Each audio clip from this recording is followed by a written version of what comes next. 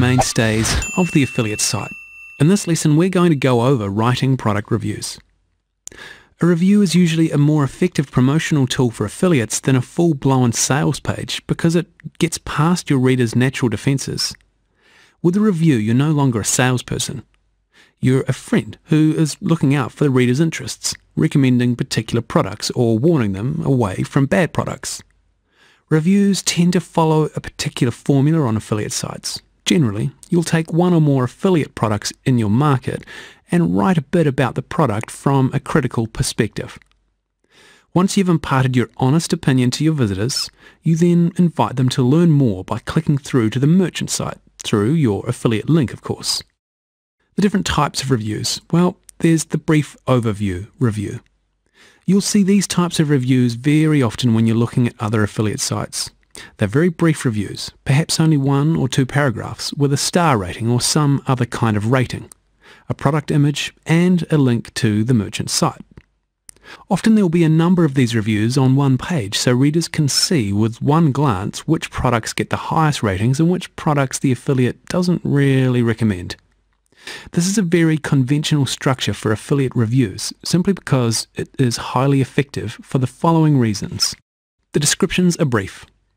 They don't really answer all the questions that visitors might hold about the product, making the readers more likely to click through to the merchant site to learn more information. It's clear which product is most highly recommended. Visitors can see which product is best with the star rating, although they only briefly know why. Again, this makes them more likely to click through to learn more about the highest rated product.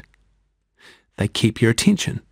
Visitors are more likely to read these brief reviews than wade through a full-page review. At this stage, they are likely to just be browsing and getting a feel for what's available in the marketplace. Their attention span is short, and a brief review gets right to the point. When you're creating these review pages, make them credible. Don't write reviews that are just like promotional spiels. Try to be honest, or at least appear honest. Write about the good and the bad. Don't give every product you review 5 stars. That doesn't look realistic. And if you do only end up listing highly recommended products, explain that to your readers. Say, for example, that you only recommended top quality products and you don't bother listing the rest. There's the full-page comprehensive review. This is the kind of review a lot of us would be tempted to write because it's the kind of review that we enjoy reading.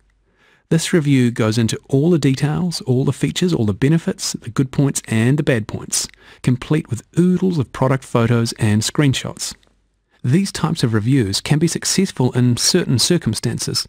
They can be great as landing pages for pay-per-click and for grabbing targeted natural search engine traffic that is specifically looking for reviews on a particular product.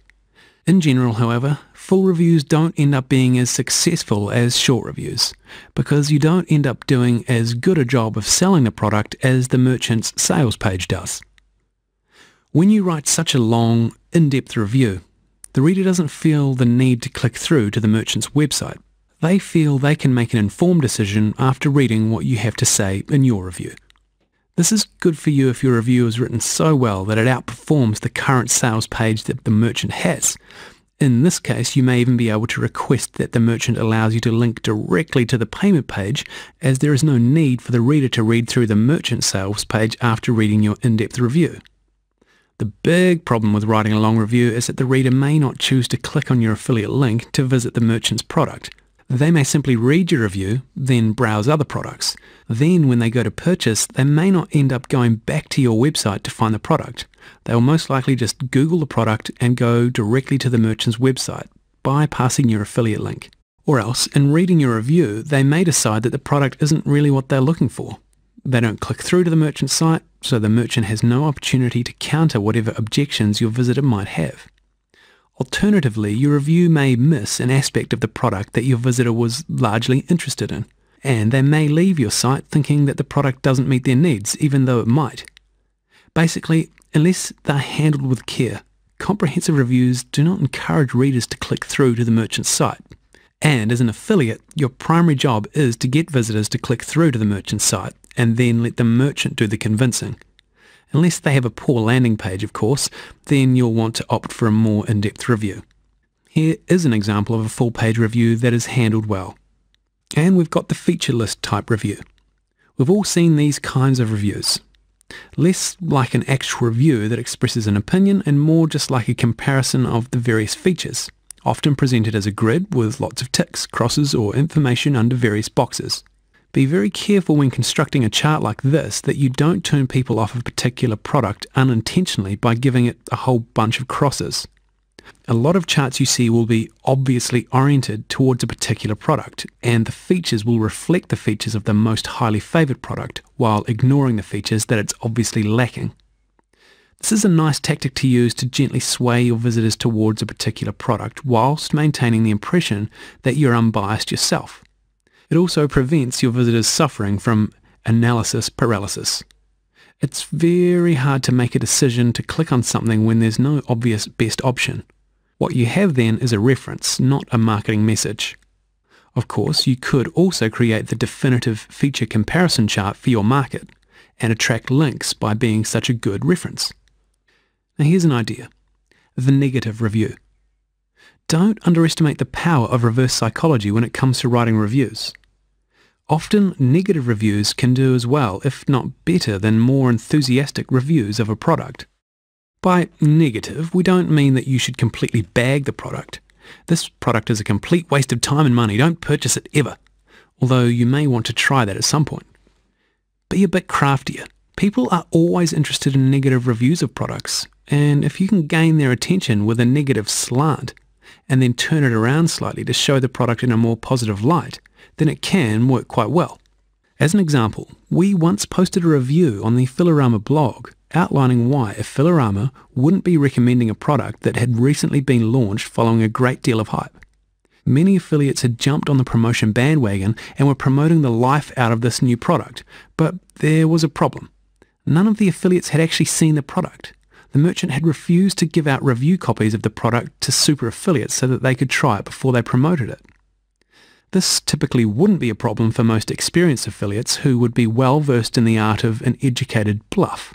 But in this instance, we posted our review under the headline, "Why I Won't Be Promoting XX Product," then proceeded to talk about how he hadn't actually seen the product and therefore did not feel comfortable recommending it, particularly at that price that they were asking anyway. We talked about how it was possible the product could be quite good, particularly if it followed in the footsteps of another product the merchant had previously created. But we also said that if the product was like some of the other products from the same merchant, it could well be a terrible product. The article was made more effective by telling the reader that, in any case, if they did decide to purchase the product, they could do so through a Filorama's affiliate link, and thereby earn themselves some juicy bonuses provided by us, just in case the product didn't measure up. So, for a review that said basically nothing about the product, almost going so far as to present it in a negative light, this review generated thousands of dollars in sales. So don't underestimate the ability of a negative review to grab your reader's interest, and then get them clicking through to the merchant site. And this does raise an interesting question. Do you actually need to have used the product in order to review it? Well, the short answer is, it certainly helps. Having actually used the product gives your reviews an air of credibility. If you're reviewing high-priced products, however, it's understandable that you won't want to spend hundreds of dollars just to gain some review fodder. There are ways around this. If you're promoting information products like software or ebooks, many merchants will provide free copies of their products to affiliates if you ask nicely. You can try emailing the affiliate program manager for the site, or even better, jumping on the telephone and talking to them in person. If you've got a good track record as an affiliate and you can demonstrate that you're able to make sales for them, they'll probably be happy to give you a free copy. If this is your first experience as an affiliate, make sure your website is looking tidy and promising before you contact them. In this case, definitely consider using your wit and charm on the telephone. It shows you're serious, and it's much harder to refuse somebody on the phone.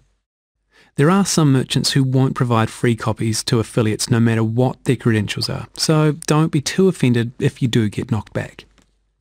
If all this seems just too much hassle, you might try bluffing your way through a review, particularly if the review is just a short one. Remember that your goal is just to arouse enough curiosity in your visitors to get them clicking through to the merchant site. You don't need to go into a lot of detail. So here are some tips for bluffers. Take a look around the internet at what other people are saying in their reviews about the product. If it's a product that's also available on sites like Amazon.com, where the general public can write reviews of the product when they've purchased them, take a look at their reviews too. Often these reviews won't be biased like an affiliate's review and can give you an insight into the truly good or bad things about the product. Go through the sales page for the product and extract some points from this. Be careful not to copy word for word from the sales page, since that's where you'll be sending your visitors if all this goes according to plan. And what about some general tips for reviews? You may want to focus on writing reviews for affiliate products, but don't neglect other products available in the market. If your visitor is already familiar with the products available, warning bells might start ringing in their head if you don't even mention them.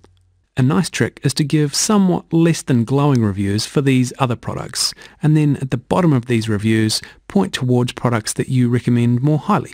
You may also wish to try to promote two products on your review pages by claiming that the number 2 product is the best value for money, or is the best at some other category that you could create for it, or by saying that it's an essential companion to go with number 1 product that you recommend. You may even consider testing promoting both products as first equal. The downsides of these methods are that it can confuse the reader and they may not purchase either product as a result. This is something you'll probably need to test for yourself. And the lesson summary. You can broadly classify reviews into a few different types. Brief reviews discuss the product very generally, giving it a ranking, and invite the reader to click through to the merchant site for more information. These can be very effective. Full-page reviews are good for the search engines, but don't tend to be so effective as the brief review. They give the prospect too much information and allow the prospect to make up their mind before clicking through to the merchant. Comparison chart reviews should also be used with care, since a prospect might dismiss a product on the basis of its cross count. These can be skewed, though, to smile upon particular products. Negative reviews can be quite effective. They arouse curiosity and get visitors clicking through to the merchant site to see for themselves. You can often get review copies of affiliate products from the merchant if you ask nicely. And if you can't get a review copy, you can bluff your way through a review by looking at other reviews, visiting unbiased non-affiliate review sites, and checking out the product sales copy itself. So thanks for taking the time to watch and learn from this video lesson. There'll be plenty more coming up, so stay tuned and we'll see you again.